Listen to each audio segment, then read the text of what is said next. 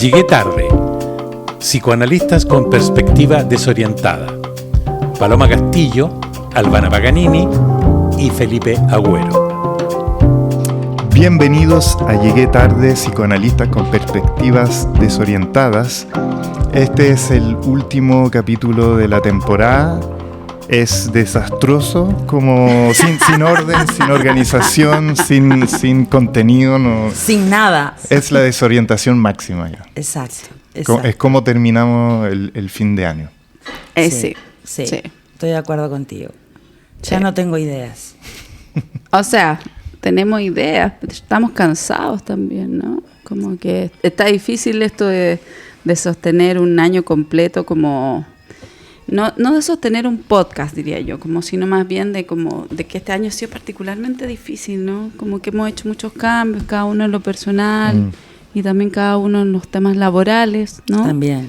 O sea, como que se han sumado duelos, diría yo, tanto personales como colectivos y políticos y sociales, y un año terrible en todo lo que tiene que ver con la contingencia internacional, asumiendo que efectivamente también estamos a puertas de una intervención en Venezuela y probablemente en Colombia, que es como son los dos lugares, y sin duda México después, como lugares en los cuales se pretende evaluar una intervención militar por tierra y por aire bajo la excusa del narcotráfico. Yo siempre pensé que la excusa iba a ser como el terrorismo, ¿no? Cuando empezaron a decir que iban a ver como que habían pequeñas unidades de ISIS en la Araucanía, ¿no? O que habían encontrado así como una célula fundamentalista, no sé qué, en la selva amazona. Yo siempre pensé que iba a ser como la lucha contra el terrorismo, lo que se iba a universalizar como excusa política para traer la guerra a América Latina. Y lo interesante es que esta cosa expansiva de Trump, que claro, o sea, están estas posibles intervenciones, pero además ya nuevamente quiere volver a tener toda la influencia sobre América Latina, volver a recuperar esa onda. Al estilo Kissinger. Y que eso requiere muchos fondos públicos. Sí. Cosa que los gringos habían votado por él, por esta cosa más proteccionista, esta cosa de volvamos a nosotros. De MAGA. De MAGA, ¿no es cierto? Entonces ahí, bueno, parece que igual hay algunas pequeñas voces que cada tanto le están preguntando, bueno, y oye, ¿por qué te vayas a meter acá? ¿Por qué te vas a meter allá? ¿Por qué te vas a meter allá? Y bueno, es difícil tener una respuesta porque Trump como que se le ocurren las weas, pues, ¿no? Entonces ahí, cuando se le ocurre algo, se le ocurre nomás, pues. No, y se le ocurre y la argumenta y como todos estos nuevos líderes, ¿no? Como que es súper interesante eso, cómo funcionan, porque es una característica ya destacada antiguamente por los que piensan el fascismo, ¿no? Que es que en el fondo da lo mismo la argumentación. Esto lo estaba en este discurso de Eco sobre el fascismo, que lo publica en el libro Este Urfascismo, justamente planteaba, ¿no? Que una de las características es la acción por la acción, sin ningún tipo de reflexión, como un punto esencial también en el fascismo. Pero ¿no? con idea, o sea, acción para mostrar poder, acción para necesidad de expansión de grandeza, porque este gallo en el fondo está todo el rato como en su delirio de grandeza, de querer reordenar todo, de querer deshacer, de querer estar en toda...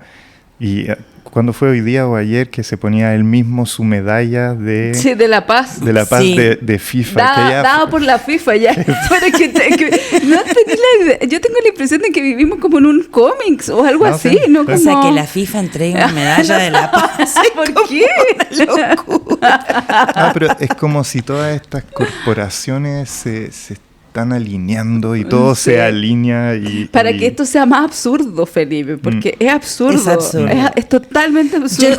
Yo pensé que le iban a entregar, qué sé yo, el Balón de Oro, no sé. O sea, yo pensaba que algo fútbol.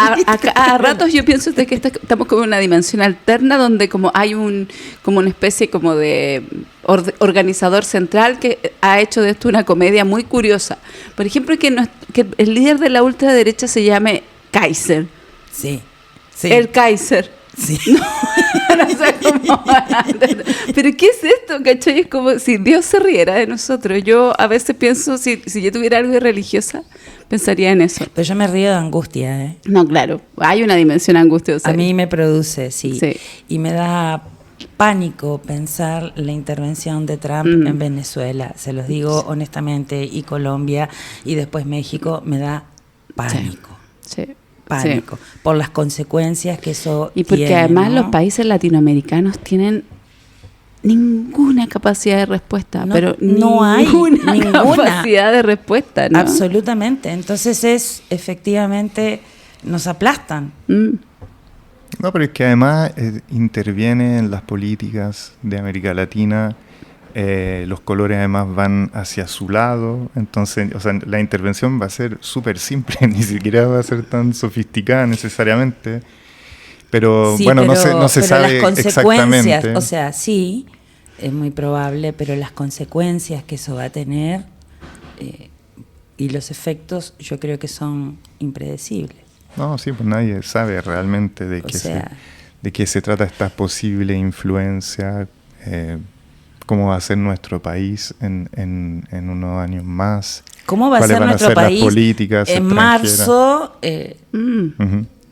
Bueno, ese es un gran tema, ¿no? Y teníamos por... ¿Tú seguís pensando que hay...? No, o sea que yo tengo un pensamiento que ha ido derivando de la manía a una especie de apreciación de la realidad bastante más ajustada, más melancólica, por lo tanto más aterrizada, diría yo.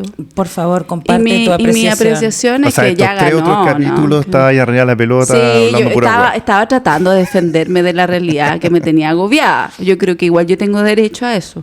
Por supuesto. Y les doy derecho a ustedes también. Pero todo el tiempo nos defendemos. Necesitamos eso, porque si no te pones un lente te quemas los ojos con el sol. Ya está. No se puede mirar todo el tiempo. Pero ahora yo lo que tengo es como la claridad de que efectivamente creo que la derecha ya ganó. Sí. Aunque gane Jara, ¿no? Sí. Como ya ganó en la instalación de la subjetividad ciudadana de esa posibilidad, ¿no? Como en la construcción de una alianza que invisibiliza la diferencia de clase y que pone a un conjunto de gente, sin importar sus distinciones materiales, detrás de un proyecto que reivindica la nación, que reivindica el fascismo. Y yo creo que eso ya está. O sea, como si gana por 4 votos Janet Jara, sería un retraso de ese mismo proceso. Yo creo que mi sensación es bastante más pesimista. Eso no quiere decir que no quiera... Pero es que yo no creo que Janet tenga, honestamente, la culpa de eso, ¿no? Creo que Janet Jara no puede revertir un proceso que venía construyéndose hace años y que además en el que ella participa dentro de un gobierno como con un papel en un gobierno que lo que ha hecho es construir la salida para el fascismo. Entonces como que no se puede revertir el partido en los últimos 10 minutos con ofertones, ¿cachai? Porque ahora está oferta, vaya a tener tu casa, vamos a defender tu pensión, vamos a ayudarte con las deudas, y está bien que lo haga, pero eso no revierte 4 años de abandono de la épica del concitar o de defender una idea de nación distinta a la de la derecha, ¿no?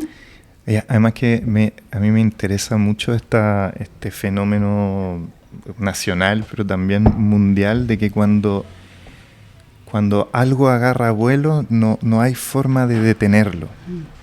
Ni siquiera si hubiese buenos argumentos para detenerlo, ni siquiera si apareciese, por ejemplo, una Janet Jara renovada, que le pondría, no sé, un empeño a un debate serio, que tuviese propuestas interesantes. Y por ejemplo, un contrincante como Kast, que podría hacer puras tonteras, o como decía Trump cuando estaba en su segunda votación, yo podría disparar en la Quinta Avenida, y es el fenómeno, que da lo mismo. Hay una cosa que está lanzada, y que una es cosa que es imparable. Exacto. Tenemos que ir hacia donde es ese horizonte. The winter is coming. ¿Sí? Y bueno, y ahí se verá, bueno, cuáles son las consecuencias. Quizás nosotros somos efectivamente los más pesimistas, quizás, ojalá. Bueno, ojalá. Yo Sí.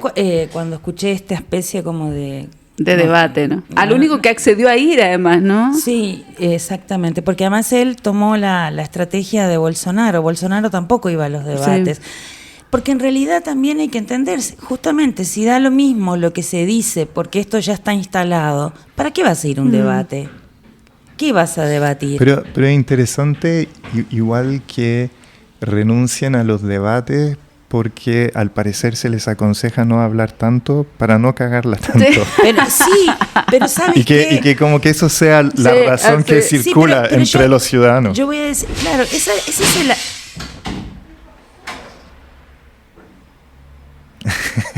Bueno, esto pasó en la cafebrería y bueno, pueden pasar cosas inesperadas por lo que veo. Una necesidad ¿Y dónde fue esto? Muy grande de ir al baño.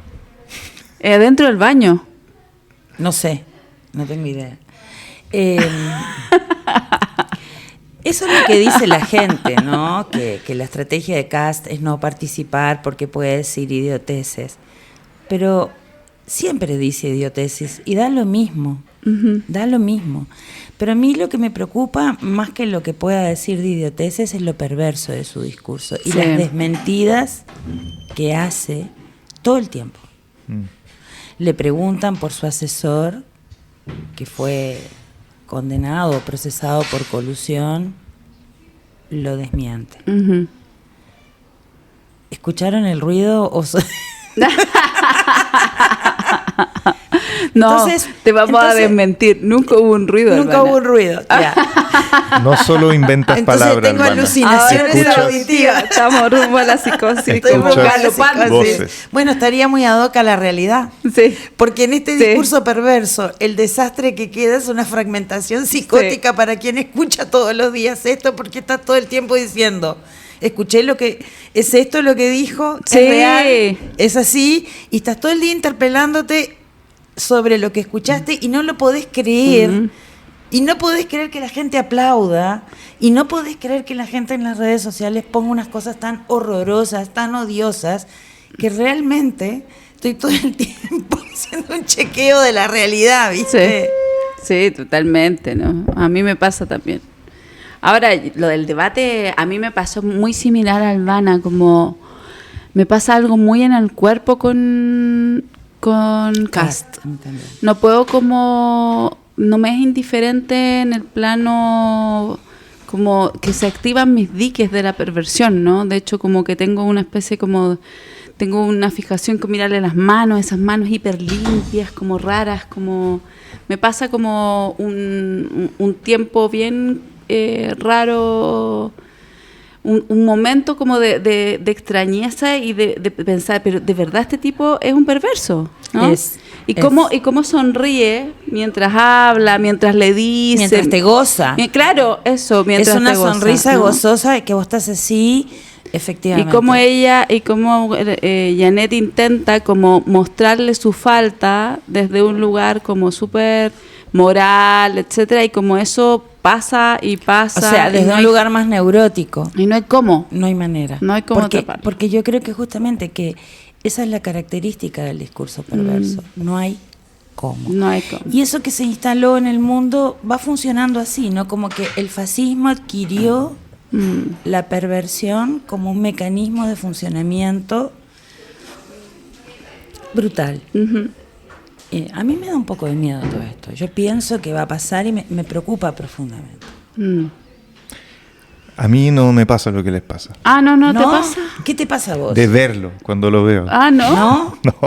Ay, a mí me da un asco. ¿Qué te pasa? ¿Qué te produce? Porque a mí me da repugnancia. No, a mí más bien lo que me molesta es que los debates, o sea, para mi gusto igual Janet ha hecho un esfuerzo. Sí, obvio. Esa crítica que le hacían de su mal manejo en las primeras instancias, creo que está en otra.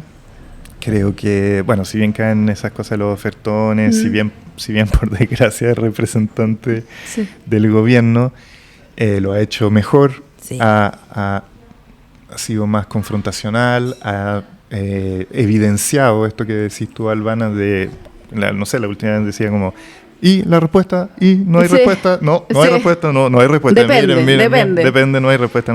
Bueno, que me parece lo que debería hacer una persona que está invitada a un debate.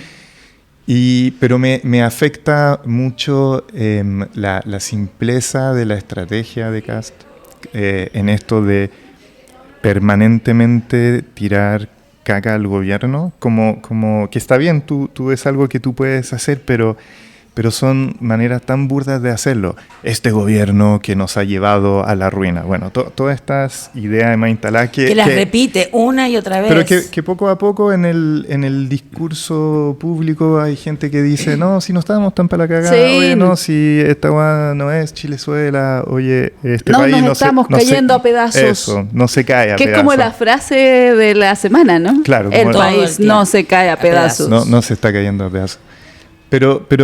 Pero entonces está esa estrategia sistemática de porque uno puede criticar un gobierno y puede decir, mira, el gobierno es malo por esto, por esta cosa, pero sus frases son prefabricadas, súper simples. Estereotipadas y sin ningún contenido muy grande, ¿cachai? Y lo otro es efectivamente las evasivas a participar y a plantear sus propuestas, a explicarlas por lo demás, porque sí ha hecho un programa que todo el mundo ha comentado un poco de. Pero además un programa que se le salen partes en cierto momento, como que en la web de pronto tienen una parte y después se le quitan esa parte. ¿Cómo es eso? Sí, porque hay ciertas medidas que las ha retirado. Borran, agregan, por ejemplo, el de que tú vayas a pagar tus indemnizaciones. Esa era una medida que estaba escrita y en el programa ahí y ahora ya no está. Claro. Bueno, eso también es interesante. Sí, eso es muy de hoy en día. Sí. Es como lo pasé por la audiencia. Sí. En la audiencia este personaje así, chao. Pero es muy peligroso. Eso es el paso a lo digital. Sí. Hay que echar lo digital, como no tiene realidad material, en realidad así es lo que querís cuando puede poner, una sacar, edición borrar. Permanente. Igual con los programas así es lo que querís. De estricto rigor. Para mí que los escribe la IA. Sí, los programas de gobierno. ¿Quién ha hecho su programa de gobierno? Me pasó también que cuando en lo poco que vi del debate y cuando la Janet Jara lo interpela por no contestar, también me molestó ahí el periodista que quería que se pasara a otra cosa cuando él era el que también es interpelado a pedirle al candidato al quien invita a que conteste preguntas. Que responda. Entonces, bueno, pero ahí te das cuenta de las dificultades que hay también en esta política fascista, donde los periodistas no aguijonean para nada, o sea, te tratan casi con pañales, con guante blanco, o sea, una preguntita un poquito más con pañales. O sea que como bebé, como guagua, así de en pañales, no sé. No, ¿cómo se llama la cremita? Con hipogloss. Con hipogloss. Para que no te paspes mucho. No, pero la última vez escuchaba entre algodones a algunos periodistas que lo de los pañales. Esa fue mi asociación. Pañales caca. Entre inventar palabras, escuchar voces. Sí, no, estamos fin de año. Paren de burlarse de esta respetuosa y respetable señora, colega. Eso pasa por estar en sesiones todo el tiempo con pañales. Pañales, caca, pichín. Claro, o sea, hay pañales porque ni siquiera tienes tiempo para ir al baño. Había trabajadores que alguna vez les ocurrió eso en este país. Sí. ¿Se acuerdan? No uso, Felipe, por las dudas. Es que escuchaba unos profesionales, o sea, unos periodistas criticar ellos mismos un poco como las mismas estructuras que proponen para poder debatir. Y ese es un real tema que yo creo, no sé qué país ha logrado generar los mejores debates televisivos. Parece que los radiales supuestamente salen un poco mejor. ¿Ah, sí? Sí, eso planteaban. Eso dicen ahora que salió mejor, digamos. No sé, no sé si fue por eso. Porque yo pienso que hace mucho tiempo que no hay debates, y no hay reflexión, y no hay una discusión, no hay discurso. Lo que hay es propaganda. Hay propaganda, anuncios. Claro, todo se juega en las redes sociales. Exacto. Más que en conversaciones. Exacto. Con los mismos protagonistas. Y poder ver cómo se construye un discurso en la medida en que tú eres interpelado por otro, que tiene otro planteamiento, porque eso es lo que no pasa en las redes sociales justamente. Entonces, pero bueno, ¿a quién le importa en realidad? No le importa a nadie. No sé por qué nos importa a nosotros. Porque somos un par de neuróticos. Que la perversión igual le ha importado a mucha gente. Yo creo que de hecho ha impactado. Yo soy bastante limítrofe en todo caso. Ha impactado en las redes sociales de manera muy, muy importante. Como que la gente yo diría que ha aprovechado ese debate para poder dar cuenta un poco de sus expectativas y de sus decepciones y de su rabia también. Yo no sé qué tuvo ese programa. Eso, tuvo un montón de cosas como que se encargaron como de mostrar esta debilidad de Kast. Ahora, que es muy obvia. Claro, pero que eso implique que vaya a haber un cambio a nivel de tendencia, no lo sé. Yo lo veo difícil, ¿no? Porque pero además, mira, el otro día tenía una conversación con un sociólogo el fin de semana pasado, que estuvimos con unos amigos, muy interesante, ¿no? Porque viste que ahora las encuestas dan cualquier cosa. Entonces, él comentaba, bueno, algo que es muy obvio para nosotros, que las encuestas se han transformado más bien en encuestas de propaganda política, o sea, sirven las encuestas, no sirven, pero que además decía que la metodología de las encuestas tiene que ser modificada a la luz justamente de las formas de comunicación actual. Porque si no, te dan cualquier cosa. ¿Ah, que sí? Hay que pensar, y lo decía, es una persona muy seria que tiene años de trabajo como sociólogo, investigador, y que había que pensar en otras formas metodológicas, porque si no, es cualquier cosa. Mira. Justamente por el impacto de las redes sociales. Y a mí me pareció interesante, ¿no? Porque si estamos en un paradigma distinto, tal vez la forma de la medición política o de la temperatura política tiene que cambiar también. Hay que pensarla de otra manera. Sí. Ahora, igual, digamos que no es que no le han achuntado tanto tampoco, al menos en este momento. Pero París sí fue un fenómeno... Sí. Ese es, digamos, el gran factor, y que trae este tema que también me parece súper interesante, de que, o sea, a mí me gusta escuchar a estos encuestólogos que realmente quieren cranear igual para saber cómo hago para que mi cuestión funcione, sí. y que justamente no me critiquen. Y prediga lo que tiene que predecir. Y que prediga lo que tiene que predecir. Y que me digan lo que tiene que ellos están súper urgidos con este tema, justamente de que no le achuntaron tan bien a lo de París, y de que esta nueva modalidad democrática ha traído a este sujeto desconocido. Lo encuentro entretenido esa cuestión en todo caso. Y entonces están todos, ¿y cuáles son las variables, los factores, las características de estos personajes? Pero ¿sabes qué me parece interesante? Que haya sociólogos que estén pensando que las formas metodológicas de trabajo con estas discursividades actuales y con estas formas de producción de subjetividad debieran repensarse. Uh-huh. Sí, pero yo creo que igual están siempre tratando de pensar cuán buena es su metodología, porque en el fondo el de al lado tiene otra metodología. Ya, pero espérate, ¿y además para qué? ¿Cuál es la finalidad de esto? Para poder prever ciertas tendencias, supongo. Tendencias electorales, como que en este minuto yo diría que las encuestas son una operación política. Bueno, eso. Deja fuera o pone dentro algo. Bueno, ¿no? Eso es lo que te estoy diciendo. Dejaron de ¿Por ser qué una medición para ser operadores Eran políticos. Mejor las de boca de urna. Y sí. O sea, ¿para qué? Porque además aquí hay una encuesta una a la semana, ¿no?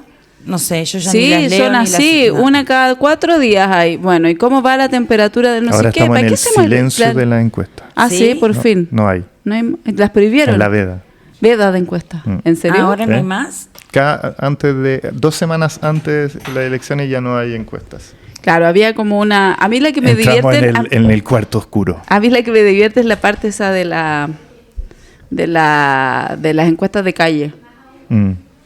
¿no? Como de ir y de escuchar a la gente que le preguntan a calle caso, jara, caso. Esas me divierten porque por último tienen algo de la gente hablando y argumentando, ¿no? Y así unos viejos chuñuscos y una gente muy joven, así, no, el comunismo, no. Así como esta equivalencia. ¿Y a vos te divierte? Me divierte porque encuentro que nos muestra algo de la realidad, ¿no? Sí, como, pero yo ya estoy saturada de la realidad. Tan fácil. Demasiada realidad, exceso de realidad. Es tan anticomunista. Yo quiero algo, no sé, quiero ir a ver una película así, como donde ganemos. Sí, ya. sí, estoy cansada de perder siempre. Vete El hombre del castillo. En esa ganamos, sí, está buena esa. Sí. Uno termina esperanzado, sí. La serie del hombre del castillo. La desazón me tiene podrida. Vieron que con esta cosa de Parisi se desplazó la idea de pueblo y ahora lo que pega es la gente. La gente, pero antes también hubo un tiempo de la gente. ¿Sí? Que pegaba la gente. Sí, la gente sabía y la gente decía. Felipe, el pueblo ya no existe hace mucho. O sea, es una discusión interesante. El pueblo, claro, ¿qué es el pueblo? ¿No? ¿Y quién es pueblo? Esa es una discusión que se dio mucho en los años 90, después de que nadie quería ser pueblo. Exacto. Hasta el 18 de octubre en que todo el mundo era pueblo. Sí. Y el pueblo unido, y ahora que jamás eran vencidos, y ahora ya no somos gente. Como la gente. Sí. Gente como la gente. Exacto. O la gente. Y bueno, vamos a elegir nuestro último... Este es nuestro último programa del año, eso no lo hemos dicho. No. Sí, partí diciendo, ¿no? Sí, creo que sí. ¿Crees que dijiste? Sí. Chuta, estoy súper desconcentrada. Nuestro último programa del año, y por eso este año no vamos a hacer este día no vamos a elegir una palabra, un concepto para discutir. Yo les había propuesto a mis queridos otros locutores de este podcast que eligieran el concepto favorito de todos los muchos conceptos que trabajamos, pero aquí la gente se opone, se resiste, hace lo que quiere en este podcast. Así que yo elegí el mío igual. No, pero en realidad... Ah, mira, en el último minuto alguien quiso decir que su perro no se comió la tarea. No, espera, voy a buscar. Ya. Bueno, yo elegí mi concepto a mí me gustó mucho Anemoya. Sabía que ibas a hablar de Anemoya. Y sobre todo me parece que la cuestión de la anemoya es importante o es interesante para pensar justamente este horizonte del fascismo, ¿no? Y la necesidad que tiene el fascismo de volver a un origen mítico, ¿no? Esta idea del MAGA, ¿no? Que hoy día en la mañana acá en el seminario de la cafebrería de pensar el fascismo, hablábamos de cuál será efectivamente la propuesta de Kast, porque también tiene esta retórica como de vamos a reconstruir Chile, le escuché yo el otro día en la franja y me acordé inmediatamente de la dictadura, ¿no? Y del proyecto de reconstrucción nacional y todo lo que eso implicaba. Vamos a reconstruir Chile, es lo mismo que Kast con vamos a volver a ser grandes, ¿no? Sí. Pero ¿cuándo fue grande Chile? Porque Estados Unidos igual tiene una idea del sueño americano. Claro, van a ser great again, pero ellos fueron great alguna vez. Nosotros no sé cuándo nosotros somos great. La copia feliz del Edén. Sí, que estaba Rodrigo Carmen en la mañana y decía, bueno, pero qué desafío tan condenado al fracaso, ¿no? Exacto. Como esta idea de que no solo somos la copia, sino que somos una copia feliz. Bueno, a mí me pareció, ¿no? Mira, este país que se mira a sí mismo como un país chico, sí, que requiere, por ejemplo, hoy día veía un fragmento de un documental de las derechas, ¿no? De las señoras estas que defendían a Pinochet y que decía las señoras estas, es un documental sobre este posicionamiento de mujeres que defendían a Pinochet, que decían, bueno, este país es un paisito que necesita una mano fuerte que lo defienda, ¿no? Y que porque aquí los chilenos son flojos, ¿no? Son gente si no es así no van a funcionar, ¿no? ¿Cuánto fue? ¿Cuál es el Chile, el Edén? ¿Cuál es el lugar al cual quiere volver Kast de cuando éramos un gran país? Bueno, yo creo que es en periodo de dictadura. O sea, como que sí. tú decís que tiene anemoya de algo que no ocurrió en dictadura, porque en dictadura igual hubo una recesión que te explico entre los años 80 y el 84, la gente se moría de hambre.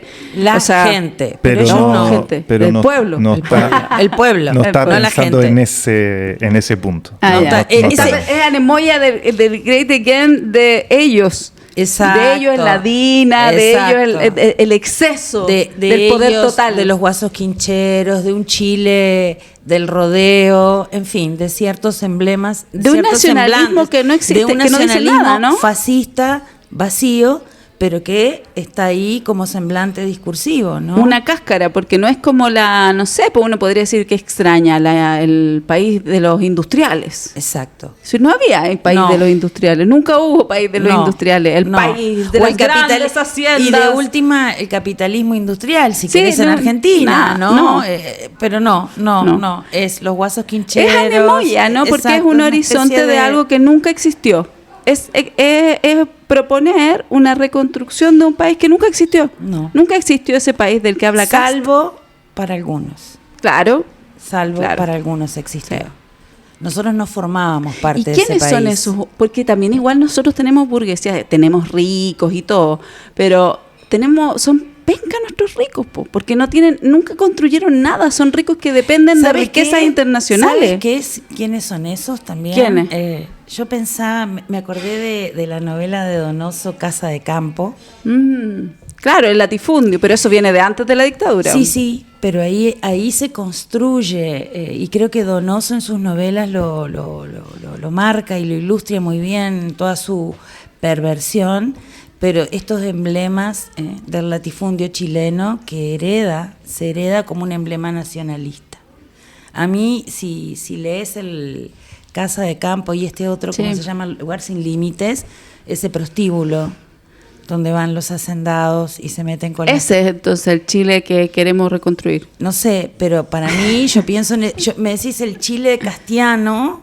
Claro, ¿cuál es el Chile castiano? El Chile castiano, yo me imagino a Donoso, séptima región, la región más conservadora de Chile, Maule, y las novelas de Donoso, ¿no? Claro. El obsceno pájaro de la noche. Claro, pero caché que eso Casa de está Campo. mucho antes de la dictadura. La Por dictadura supuesto, no viene pero- a ser como no, una especie de pero la expectativa. dictadura lo que hace también es recoger parte de sus Claro. semblantes en este discurso. Sí. Escuchemos una Pero cosa. tú le puedes decir Yo a la voy decir gente, una cosa. vas a volver a vivir en la Chile dictadura Hubo y un momento, son y a mí me felices. tocó presenciarlo, lo vi. En Chile hubo un momento donde grandes temas del país se discutían en el campo, en picnics estupendos a caballo con las grandes familias chilenas. Y ahí estaba, ¿y tú? De espía. Tú eres una infiltrada en ese planeta. Siempre. Fui una infiltrada y lo puedo decir. ¿Con caballo y todo? No, yo miraba, yo no me subo al ya. caballo. Y con las dos piernas de Arriba un el lado. pony, Sí. estaba No, el pony. no, sí. sí. Pero puedo decir que la séptima región es una especie como de enclave de cierta oligarquía latifundista chilena, muy particular, que Donoso describe muy bien, y que si vos te sentás en una de esas plazas a observar quiénes van los domingos a misa, No, y todavía esa gente va a misa. por supuesto, Paloma. Patria, libertad y familia. Ese es el emblema de Cast. Sí, Y la tradición. sí, claro. Ese es el mito. Sí, me pues parece. yo creo que más allá de las malas realidades económicas del momento de la dictadura, se instala igual el mito de los Chicago Boys. Mezclado. Se instala la idea de que a partir de ahí, bueno, se moderniza mucho Chile, los pobres salen de la pobreza, acceden a bienes y servicios que antes no accedían. Pero lo que importa ahora es esa cosa conservadora que decís tú, donde en el fondo, ante tanto feminismo y tanta minoría sexual, volvemos a la necesidad de orden en torno a los géneros patriarcales, con toda esta cuestión en Estados Unidos, de estas mujeres que vuelven al hogar y que quieren volver a cumplir esa función, para volver a ordenar, porque esta weá se desordenó.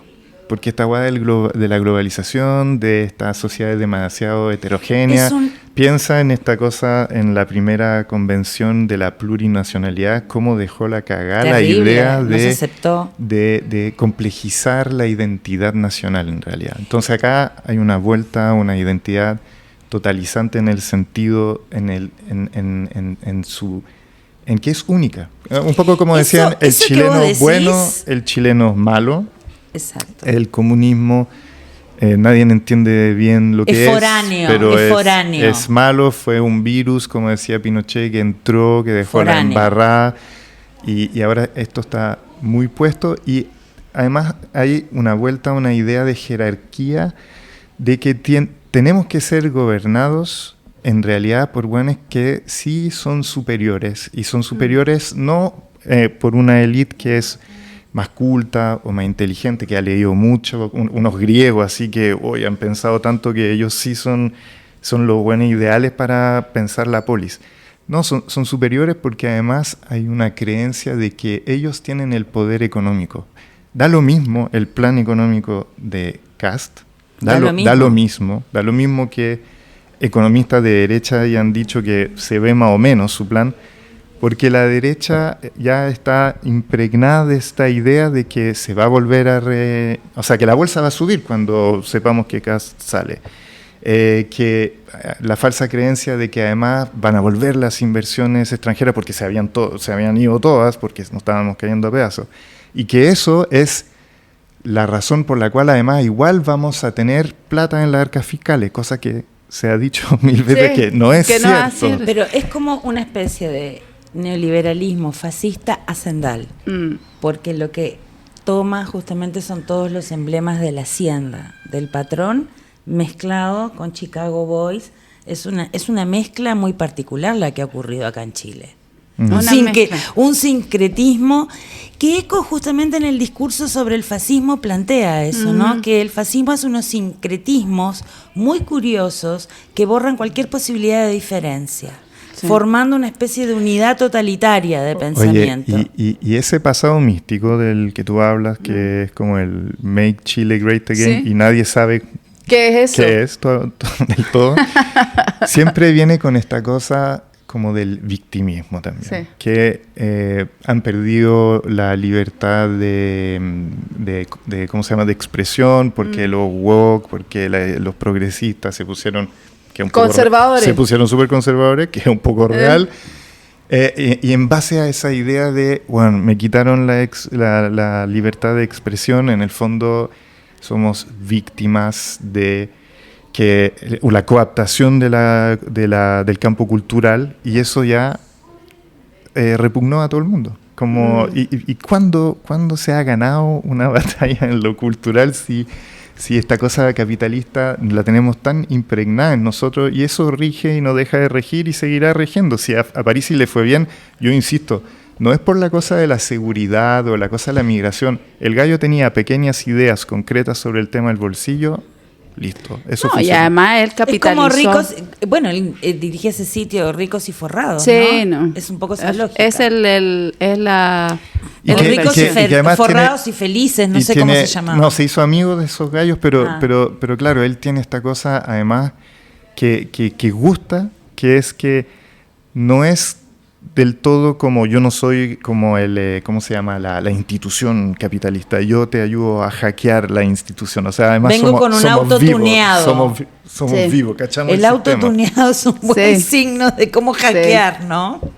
Sí, pero lo interesante que me resulta a mí es que en el fondo, y que hoy día también lo discutíamos en este seminario, es como la inversión de los papeles, ¿no? Porque es un progresismo muy conservador y una derecha fascista de avanzada, ¿no? Que lo que quiere es refundar Chile. Sí. O sea, como que no es ni el progresismo ni la izquierda, es el progresismo y la izquierda diciendo Chile nos está cayendo a pedazos. Sí. Estamos bien, ¿cachai? Sí. Como las inversiones, es un país seguro, las inversiones están bien, ¿no? Como que y es una derecha diciendo Chile se está cayendo a pedazos y entonces hay que avanzar con medida y avanzar. Y esta característica de los fascismos, ¿no? Que son refundacionales al final. Bueno, pero es como pero el emblema... refundacionales conservadores. Sí, pero... O sea, a la larga son conservadores, ¿cachai? Porque en el fondo lo que hacen es refundar un orden para poder devolverle el capitalismo,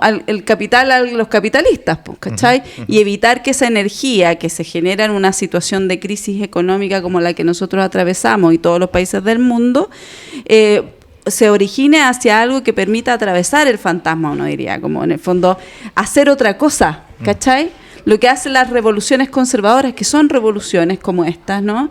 Es tomar esa energía que proviene del malestar social, producto de la crisis económica feroz que suele azotar a los pueblos cada cierta cantidad de crisis del capitalismo, y lo que hace es reconducirla hacia estas ideales como donde las élites recuperan su privilegio, su poder, todo. Ahora, desde la perspectiva moral, claro, son conservadores, pero no son más revolucionarios los progresistas ni los de izquierda. Pero sí, pero terminan puestos justamente al contrario, paradójicamente. Pero tenéis razón de que se dice ya vamos a hacer algo nuevo, que es volver hacia atrás en realidad, ¿no es cierto? Porque como estamos perdidos, tenemos que volver hacia la solución, la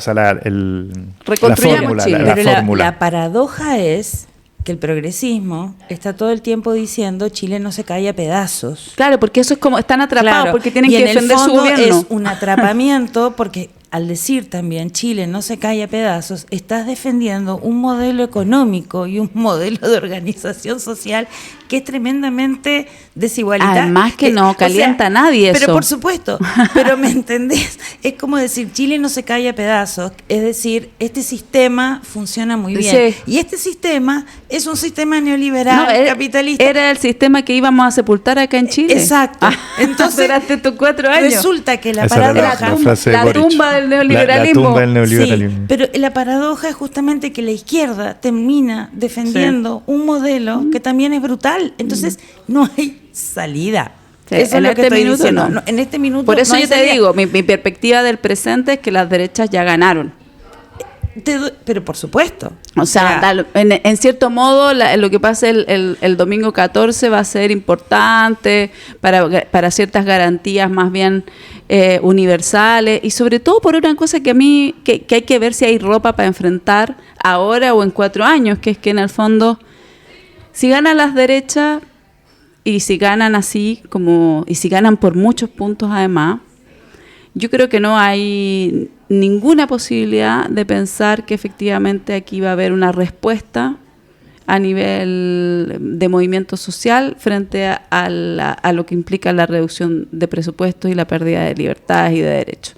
Ninguna posibilidad. O sea, los argentinos pensaban que iban a echar a Milei en marzo de cuando estaban salió. Llamando al helicóptero. Sí. ¿Cuándo viene el helicóptero? ¿Te acordás? Yo creo que no hay ninguna posibilidad, porque la única forma de que Kast gane, y que si gana por mucho, quiere decir que efectivamente la instauración, la inoculación del fascismo en las distintas capas de la sociedad está en el ADN. Está tan metido que van a defender ese proyecto, y a mí lo que me preocupa, insisto, y yo lo he dicho en varios capítulos, es lo que viene después, ¿no? La instalación de las policías ciudadanas, la gente expulsando migrantes en la calle, denunciando gente, todas estas formas de participación en el ejército, porque los fascismos, este es un posfascismo y tiene ciertas características propias porque es un fascismo neoliberal, que eso ya lo hace distinto a los fascismos clásicos. Y en democracia. Pero tiene una característica, que es que en el fondo construye un ejército. Tal vez no un ejército con uniformes, etcétera, pero sí un ejército psíquico, de gente que defiende esas ideas, independiente de la realidad, y que además se siente autorizada a ciertas transgresiones. Por eso es una victoria aplastante, abrumadora. Sí. Porque efectivamente ya se conformó ese grupo que se identifica con estas cosas, sea cual sea además su origen, su color de piel, su ideología no, pero digamos que su extracción social, su género. La idea de que esta es la única vía. Estos líderes son los únicos salvadores de estos momentos de caos, permanente mundial está instaladísimo. Sí. Y no hay discurso alternativo, efectivamente. Mira, es como también, no es solo con Milei, es como los demócratas en Estados Unidos, ¿qué han podido hacer? Nada. ¿Quién ha escuchado hablar a alguien? Bueno, Bernie Sanders, sí. igual le tengo tanto cariño. Sanders, pero ¿qué lo escucha? Vos, yo y tres gatos más. Que a veces aparece ahí y siempre dice cosas sensatas. Sí, es muy sensato. Que nadie escucha. Que nadie escucha. Pero también, bueno, este es el momento Es y el por eso arte estamos gringo. en un momento tan complicado para la democracia, porque en el fondo cuando no hay debate, cuando no hay diferencia, cuando no hay heterogeneidad, cuando no hay idea de progresismo, no en el sentido progresismo como la izquierda, en el sentido de esta cosa además como media fascista que es esa que se nutre de lo antiintelectual, que tiene que ver con, por ejemplo, la ciencia o lo que debería generar la política, que son cambios. Pero ahora no vamos hacia el cambio, vamos hacia la conservación de una mirada, de una única mirada en democracia, y en una democracia que además peligra porque efectivamente, como dices tú, se pierden ciertos valores democráticos cuando es tan apabullante la victoria y hay retaliaciones de un grupo hacia otros. Sí. Y bueno, eso se ve en el discurso de Milei permanentemente, y ese es el peligro, porque lo democrático en realidad, está bien, hay una mayoría que gana, pero hemos conformado mecanismos para que no sea como una carnicería lo que viene después. Es que hay equilibrios, pero estamos perdiendo el equilibrio. A mí me preocupa mucho el después. Y vos la vez pasada, ¿te acordás que discutíamos y decíamos, bueno, ¿qué va a cambiar? A mí me preocupa la casa de brujas, la cacería de brujas, la denuncia, la delación, esas prácticas que se están instalando, la falta de pudor, la falta de diques. A mí me atemoriza y me aflige profundamente. Sí. Ahora yo creo que eso es algo que hay que enfrentar como... Hay que tratar de entender, ¿no? Yo creo que, y en eso estoy muy de acuerdo con Bifo, ¿no? Bifo tiene un texto sobre eso y dice como... que está citando a la Simone Weil y dice como... hay que... lo último que uno puede perder es la posibilidad, es su derecho a comprender, ¿no? Entonces, bueno, yo me pregunto, ¿por qué este pueblo vivir hacia allá, no? ¿Qué podemos decir nosotros? ¿Por qué las masas abrazan el fascismo? ¿Qué le pasa a esa subjetividad, no? ¿Qué necesidad subjetiva viene a resolver esto más allá de la que sabemos como en términos políticos, no? ¿Cómo el principio de realidad se ha ido moviendo tanto como para que exista esta posibilidad? He pensado mucho en eso porque también he pensado mucho en esto que tú has dicho en otras ocasiones y que me has dicho también, hemos conversado por fuera de este podcast, ¿no? Como que heavy como la gente está muy enloquecida y está enloquecida en términos clínicos, yo creo. Sí, como a mí me tiene preocupadísima, te lo he dicho. Y está enloquecida en los espacios de trabajo y cuesta, digamos, sostener una reflexión que le permita a uno decir, bueno, pero ¿soy yo o la gente se volvió loca, no? Un tema que tiene que ver con cómo se ha ido rompiendo y que a mí me preocupa, porque creo que efectivamente me he ido encontrando en la clínica cada vez con casos más graves, como en términos de ciertas cuestiones y también en las prácticas laborales, ¿no? Como gente que se niega a reunirse, gente que se niega a hablar, que rompe los puentes, ¿no? Que se permite ciertos acting que a mí me parece que antes había algo anudado, ¿no? Como a una cierta moral, una ética, que desde la perspectiva analítica uno podría decir, en el seminario 20 al menos, Lacan lo decía como il faut qu'il pas, ¿no? Es necesario que no. O sea que el dique moral no es una cuestión que uno argumente, ¿no? No, se instala psíquicamente, y además es inargumentable. Además es un borde posible de reconocimiento de la alteridad. Y no se argumenta. No. Tú no argumentas, por ejemplo, no sé, porque yo puedo argumentar todo.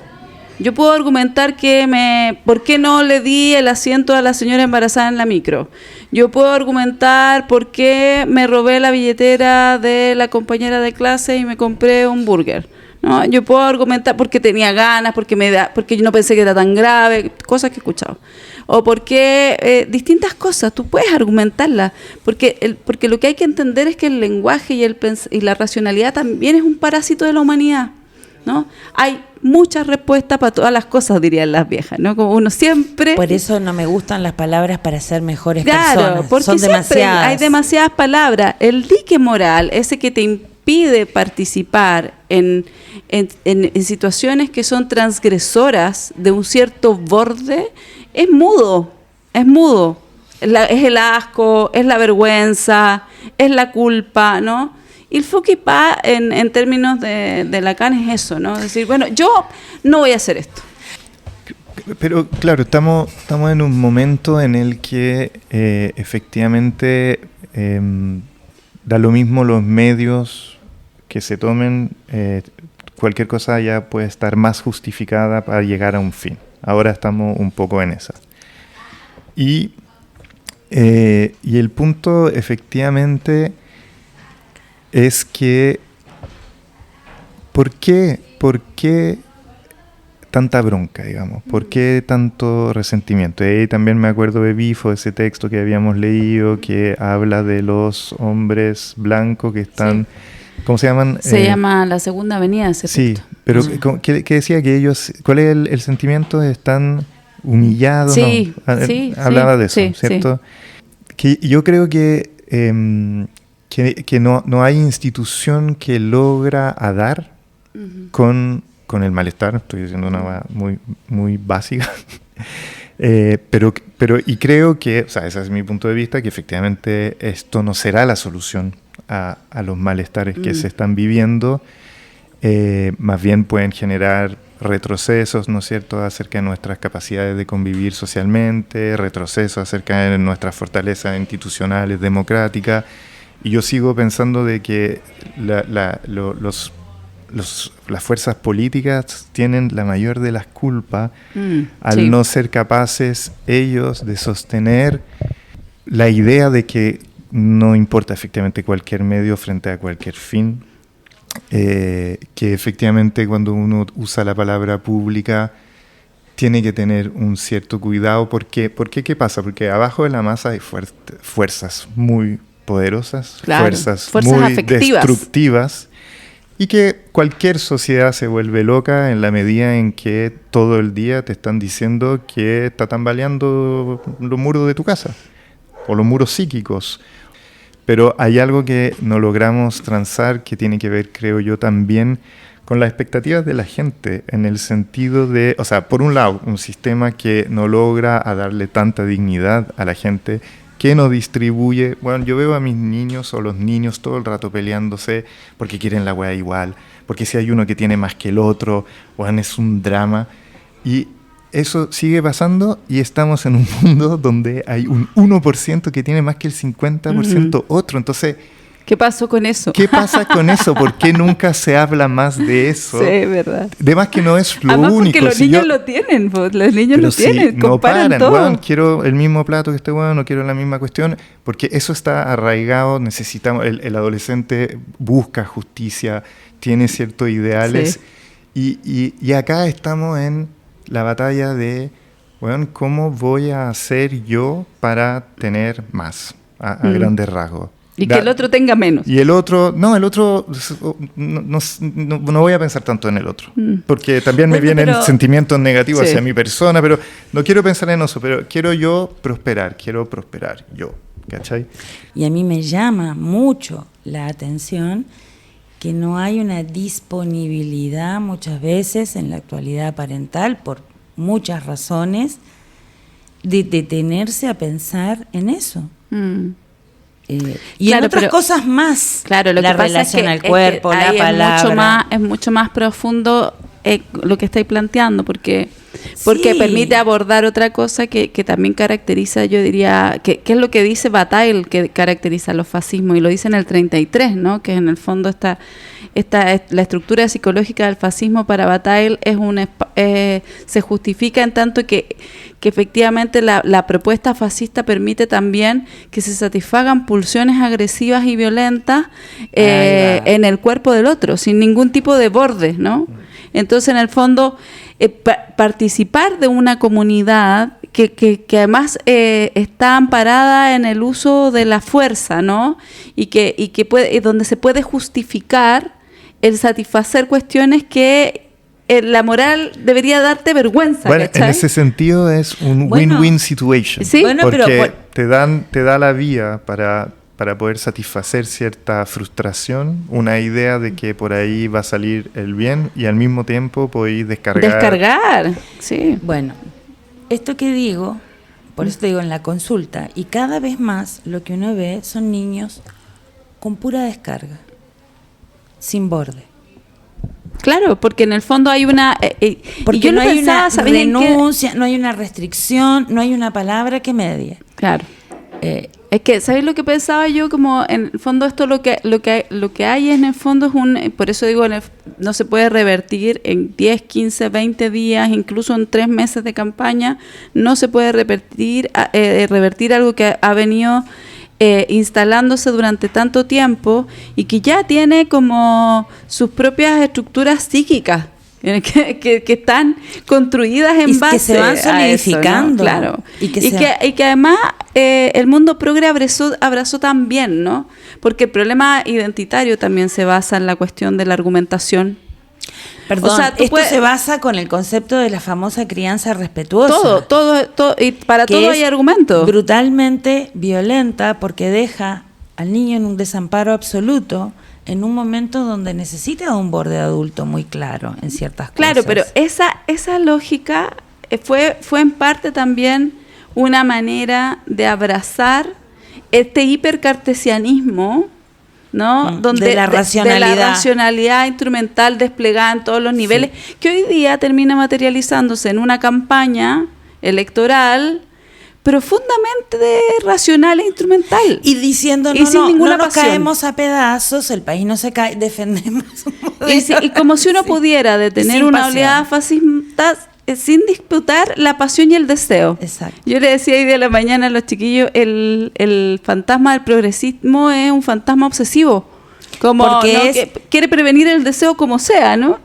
De lo que se ha encargado es de que no haya deseo. Exacto. No, está así. Es como, ojalá no deseen nada, porque ustedes desean y se van un poco a la cresta. Pero ¿no? ponete a pensar el drama clínico que uno asiste, porque estos elementos que parecen ser pedestres son los que sientan las bases justamente para la dimensión del deseo en un sujeto. Sí. ¿Ya? Y ves cada vez más padres muy muertos. Padres muertos en vida, no deseantes, que no pueden donar absolutamente nada. Y digo, bueno, hay conceptos que tenemos que volver a revisar porque hay ciertas formas sintomatológicas que hablan de las producciones de subjetividad actual. Lo mismo que vos me decís con los adolescentes, las construcciones identitarias, una reivindicación de identidades esenciales. Claro, y que se pueda argumentar. Que se argumentan, pero que no hacen lazo con el otro. Entonces después hay unas soledades abismales. O sea, yo creo que lo que se ha ido construyendo a propósito de la propia crisis del neoliberalismo es una subjetividad que tenía la potencia de salir hacia otro en una dirección distinta. Que para el estallido hubo posibilidades como de que esa energía tuviera un destino diferente.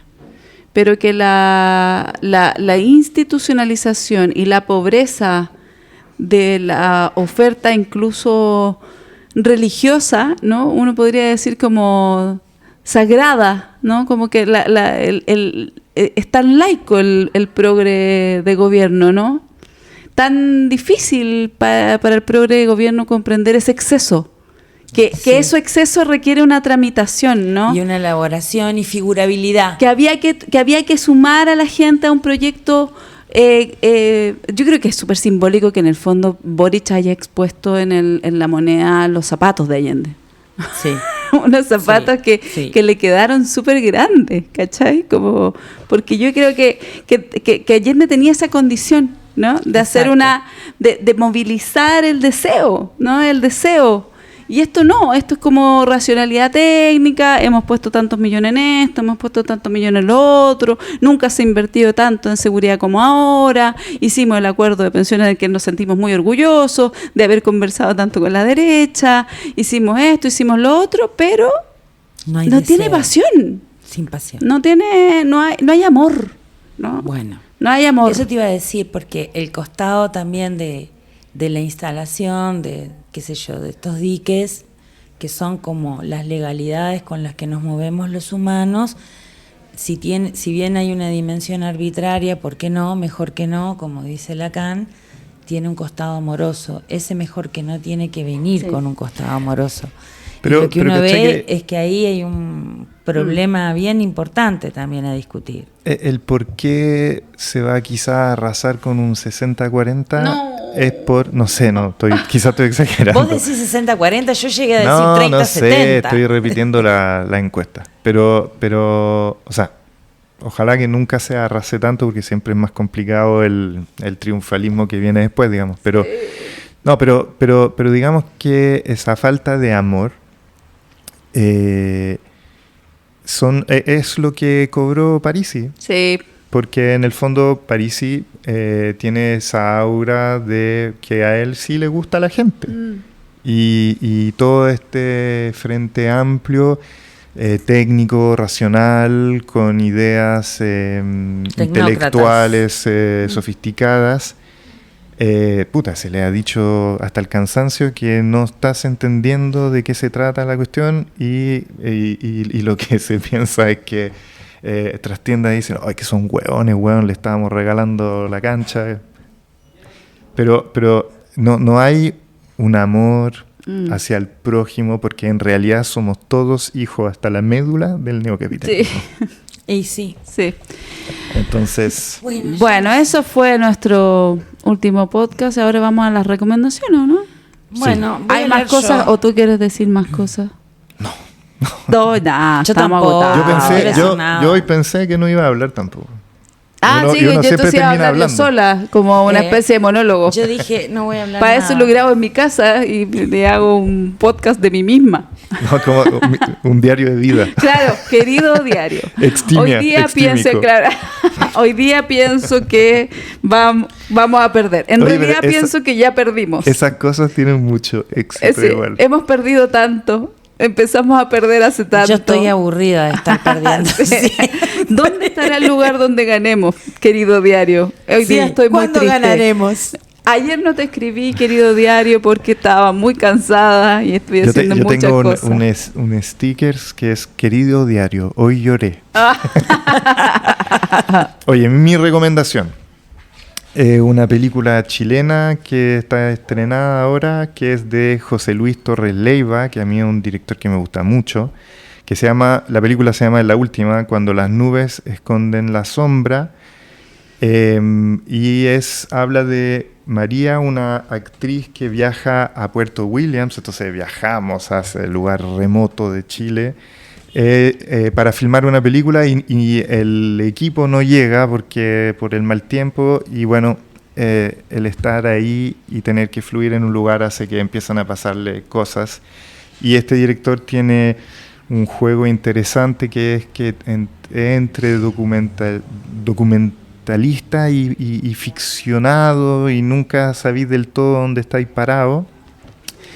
Y eso, pero ¿sabéis lo que me gusta mucho de él? Es que hay una cosa de darle el tiempo al tiempo, hay una cuestión contemplativa, hay una cierta simpleza en el dispositivo, en la ejecución, que me parece agradable cuando uno está tan vuelto esquizofrénico. Eso. Súper. Bueno, yo voy a recomendar, voy a hacer un homenaje en realidad, ¿no? Como...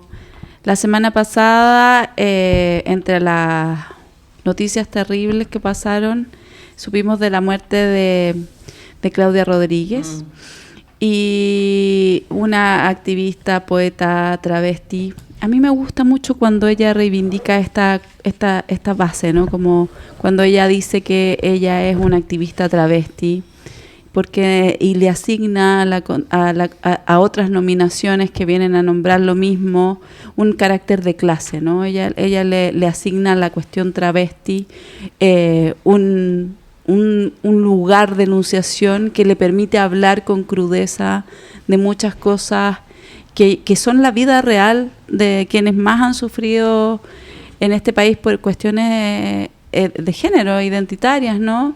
Que son los travestis pobres, que son los travestis que no tienen palabras, que para poder escribir, dice ella, para poder nombrar, para poder sufrir incluso, ¿no? A mí me gusta mucho su trabajo, en varias ocasiones fui a verla y fui a escucharla en sus lecturas de poesía, y tiene varios libros que ella, alguna vez yo le pregunté por qué no los editaba bien, ¿no? Después, ahora sacó por GEC un libro que se llama Ciencia Ficción Travesti, pero ella tiene cosas... muchos cuadernillos que sacaba, que están impresos por ella misma y que los vendía en sus lecturas, y entonces como que uno accedía a esos folletines, ¿no? Que van contando su vida y que van hablando de un tipo de violencia de la que nunca nadie quiere hablar, ¿no? Que es esa violencia que también de la que hemos nombrado hoy día, que tiene que ver con el exceso, ¿no? Como... cuando la gente se autoriza a hacerle a otro cuerpo eso que efectivamente debería estar en un il faut qu'il pas, ¿no? Y todo lo que eso implica, ¿no? Por ejemplo, aquí dice: vigilé a las hormigas piluchas como nosotras, acarreando jarascas y trozos enormes de otras bichas, perseguidas, acosadas, apresadas, torturadas, muertas y devoradas, sin estima, como verdugas que no sabíamos ni nombrar ni decir. De las hormigas sabíamos todo sobre su afán por almacenar comida. Así como todo a nuestro alrededor, cada cosa cambiaba. Ni los árboles fueron los mismos todos los días. Suponíamos sin miedo ni vergüenza que en algún momento también nos llegaría el momento de cambiarnos por otra cosa. Nunca imaginamos alguna diferencia en eso de ser perro o perra, niño o niña. Todas en la manada. No éramos más que hermanas y hormigas. Siempre todas fuimos niñas, hasta que escuché que un viejo al pasar por el camino me dijo: tú no eres niña porque eres fea. Hay muchos de estos textos que son tremendamente emocionantes y que son una etnografía política del Chile cruel, que yo creo que es un súper buen recorrido para este momento, ¿no? Y para también esos lugares donde la violencia del fascismo puede asestar más rápido el golpe, diría yo. Eso. Bueno, yo dos cosas. Antes de leer y hablar de este libro, voy a recomendar un podcast que se llama Gastropolítica, de Maxi Guerra, que lo empezamos a escuchar hoy con Jaime. Una amiga que también le gusta mucho la literatura me lo recomendó, y es muy interesante porque justamente hace un estudio de la relación entre la gastronomía, la cocina, el fascismo, las guerras, en fin.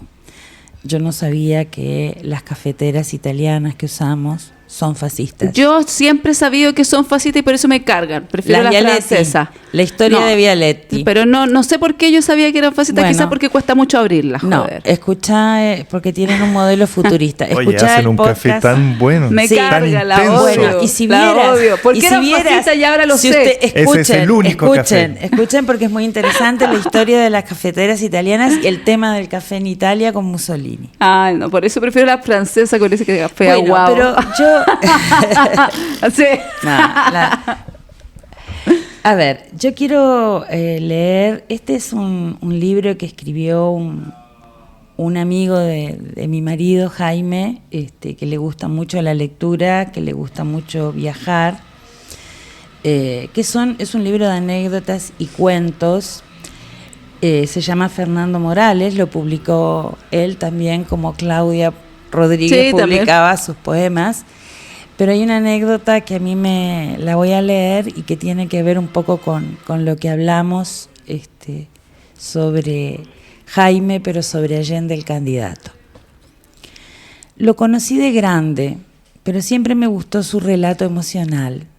Siempre entendí que decía la verdad y que era capaz de expresar sus emociones con simpleza, que es como mejor se pueden interpretar. Corrían algunos años de mi amigo en Purén, un pueblo que se caracteriza por sus profundas raíces mapuches y por ser el enclave que, por más de 200 años, pudieron sostener en su guerra contra la invasión española. De aquellos tiempos habían transcurrido ya 3 siglos y el pueblo mostraba sus tímidos e insuficientes avances a una modernidad que traería confort y mejor calidad de vida. En eso estaba el país cuando me llega este relato. Jaime, que vivía con sus tíos, dueños de algunas tierras que explotaban con modestos recursos, vivía la vida de provincia con la inocencia que eso conlleva. Por la mañana clases, por la tarde encargos de sus tutores en labores domésticas y entre todo ello siempre el tiempo para descubrir con propia fantasía los secretos de la vida que se abrían a sus ojos con maravilloso esplendor. Plantas, animales, rocas y claro, personas, humanos como él, se mostraban en sus diferentes expresiones y vivencias en el contexto de una rutina más o menos previsible y constante. Por aquellos días de finales de invierno y albores primaverales, cuando el frío se resistía a abandonar su reinado, se avecinaban las elecciones presidenciales del año 1964. La contienda se definiría a 3 bandas, las cuales representaban proyectos controversiales, aunque con cierto sesgo evidente hacia los cambios y con un solo estandarte de la resistencia más conservadora, la candidatura del senador Julio Durán. Los otros 2 candidatos eran Eduardo Frei, como militante de la democracia cristiana, traía los sueños de una revolución en libertad, pero apoyado por toda la derecha liberal que lo sostenía como dique frente al avance del comunismo, representado por Salvador Allende, militante socialista, quien encabezaba el bloque denominado Frente de Acción Popular, que agrupaba a la izquierda más tradicional. Los 3 pasaron por Purén y llegaron en un auto, no en tren, a visitar el pequeño pueblo de 7.000 habitantes que se reunía en la plaza para escuchar y conocer a estos 3 ciudadanos que probablemente nunca más volverían a ver sino en los diarios y varios años más tarde por la televisión. Cuando llegaban lo hacían por la ruta que viene desde Angola y Los Sauces. Jaime se apostaba a esperarlos en el cruce de la línea férrea. Era un acontecimiento verlos pasar sin duda, constituía algo relevante, algo que después se podría compartir con amigos. Corría con su bicicleta, calculando la hora de llegada, y se mandaba un plantón de casi 1 hora, hasta que divisaba la comitiva de no más de 2 o 3 autos procedidos por alguna cuca policial. Pasaron Durán y Frei rumbo a la plaza de armas, mas cuando tocó el turno de Allende, Jaime, detenido y expectante a tan solo metros de donde pasaría el auto, estiró su mano y la levantó con la especial alegría de un niño que disfruta de su secreta aventura en solitario. Fue en ese momento en que el vidrio trasero del auto bajó y apareció la sonrisa de Salvador, esa sonrisa sencilla y acogedora que depositaba en cada uno de los que le saludaban, como haciéndole sentir que cada cual era la patria que había que redimir, la patria que había que transformar para hacerla más justa.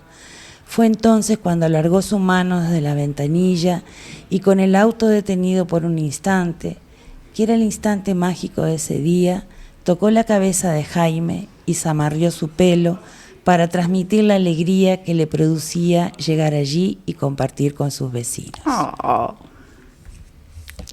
Bueno, a mí me emocionó mucho porque además yo me imaginaba a Jaime con sus rulos al viento y su bicicleta esperando en la vía a sus 9 años que pasaba el candidato Allende. Oh, muy tierno. Bueno, queridos oyentes, muchas gracias por esta fidelidad que han tenido con este podcast durante todo este año. Nos vamos a tomar un par de meses para poder repensar, reformular y darle una nueva vuelta, medir el escenario de lo que se viene y volver con una nueva propuesta. ¿Les parece? Me parece, y bueno, un abrazo, compañeros. Gracias por escucharnos. Y gracias por escucharnos. Un abrazo. Chao. Desde la Cafebrería, un espacio que piensa, crea y debate.